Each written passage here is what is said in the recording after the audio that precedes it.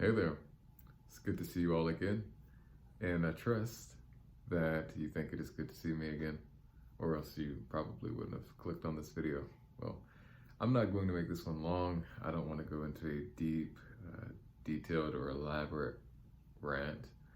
I really just want to sort of share an insight that is relatively simple in my opinion, one that I recently gained, and one that I think, if implemented and accepted, can have transformative effects upon one's life, especially within the context of personal relationships. So, what is this insight, you ask? I'm glad you asked. It is regarding arguments. So, simply, the thing that I learned is that there's a purpose to arguments, or having arguments, that is often, if not always, I think, overlooked or just not considered altogether. So let's take a step back. Just to put it simply, we all know what arguments are. We all know what arguments consist of. We've all been in instances and scenarios in which we are arguing with another person about something. Well, the thing is, we have to critically evaluate what it is, what it means to argue. So, essentially, there are two or more parties, but for the sake of simplicity, let's suppose that there are simply two parties, right? So, there's one person here, another person here, and they have some conflict, and an argument ensues, right? The reason that an argument ensues is because apparently they do not agree on something, right?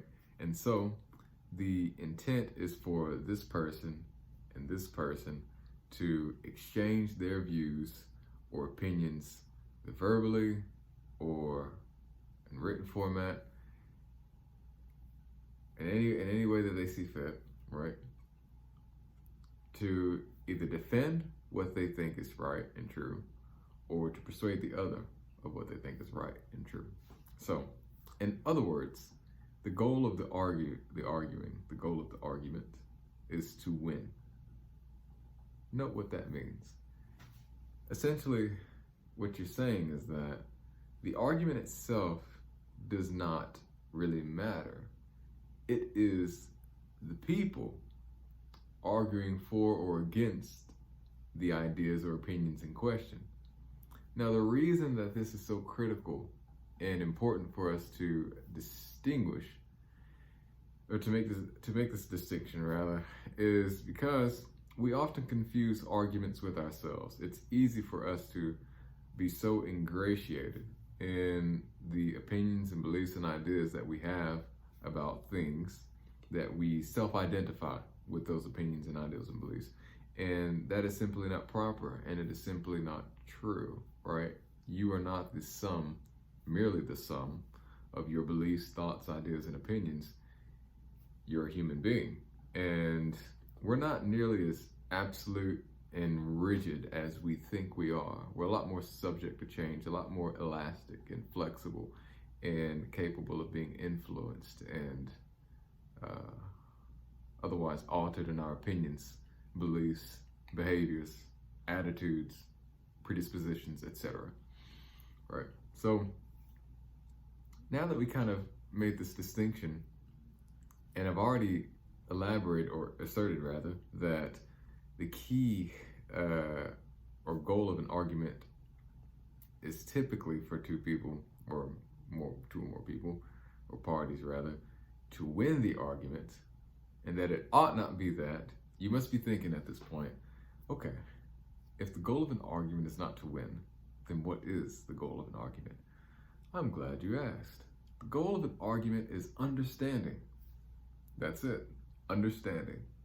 So, now, the reason why this is a lot more effective as opposed to the former, that is simply attempting to win an argument, is because the former is not really productive and it doesn't really achieve anything. It only further causes or fosters divisiveness, and it only helps us to double down on the things that we already see and perceive as apparent or evident. And that is exactly the problem, is that the reason we're arguing in the first place, most if not all times, is because we see something or understand something or perceive something differently than the person that we're arguing with. And again, we should make the distinction that the person we're arguing with is not the argument itself, right? But that's a lot easier said than done. And I think that I have made this somewhat simple and easy to digest, and perhaps I haven't. I hope I have. But if I haven't, then one last thing should make it clear, okay? It takes humility and it takes cooperation on the part of all parties involved. That is, it can't be simply one person who has the desire and the willingness to understand, right? It has to be both, right?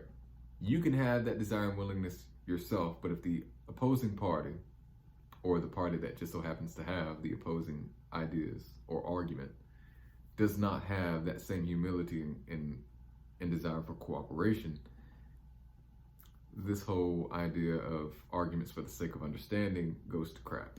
So yeah, I won't elaborate any further. Like I said, I didn't want to take a lot of time with this. I just wanted to share this insight because I just so happened to come across it not too long ago. I mean, I think literally a few days ago, and I just thought it'd be useful to you also. Anyways, thanks. If you have any questions or critiques or any feedback whatsoever, I always greatly appreciate it and encourage it. Freely express your opinion and your thoughts and ideas, and I will be glad to embrace them and to hear what you have to say. So until next time, bye-bye.